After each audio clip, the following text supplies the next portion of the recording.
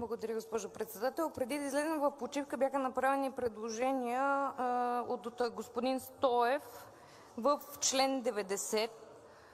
Бих искала да ги гласуваме разделно, алинея по алинея, защото част от тях имат някакъв резонен смисъл и ние ще ги подкрепим, както ги подкрепихме и в комисия. Друга част от тях са претърпели изменения от варианта им, който беше предоставен в комисия, до получаването им в зала. По отношение на алинея 3 се казва, че народният представител излага в предложението мотивите си да предложи конкретния кандидат, като декларира наличие или липса на свързаност с предлагания кандидат. При положение, че един народен представител представя на останалите народни представители кандидатурата на даден индивид, то е логично, че те са свързани по някакъв начин, т.е. се познават. И въпросът ми тук е какво се има предвид под наличие или липса на свързаност? Родствена свързаност, приятелски взаимоотношения или просто, че те се познават или не се познават? Ако не се познават, по какви способи той предлага този кандидат? Затова имам сериозни притеснения в тази точка, както и с това, че кандидатът представя писмена концепция за управление на органа.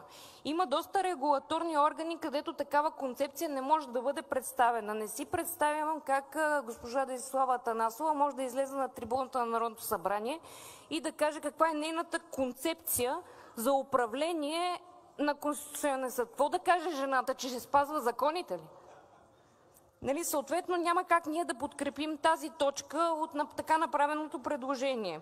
В алинея 4 се казва, че НПО-та могат да предлагат кандидати за регулаторните органи, което дори няма да дискутирам.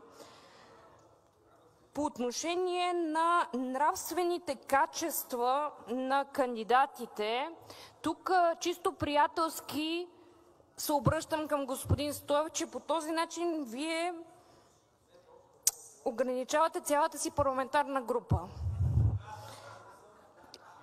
И затова ви моля да преосмислите собственото си предложение, защото ако гледаме нравствените качества и добра репутация на кандидатите за определени регулаторни органи, не знаем на каква база ще можем да оценяваме нравствените качества и добра репутация на един или друг кандидат и по този начин цялата група на Продължаваме Промяната би била значително дискриминирана.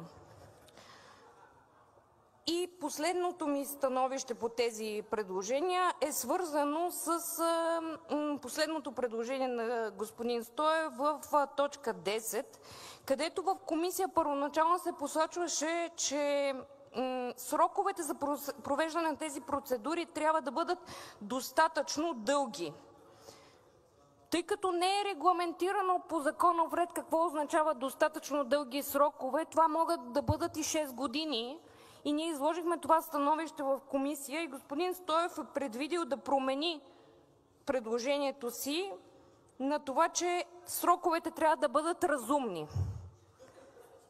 Аз не мога да разбера какво са разумни срокове. Може би господин Стоев трябва да направи някакво предложение, в което да заложи някакви реални срокове. 1 месец, 2 месеца. Това са срокове, които аз разбирам, но разумни срокове или достатъчно дълги срокове са достатъчно тълкувателни текстове. Благодаря ви.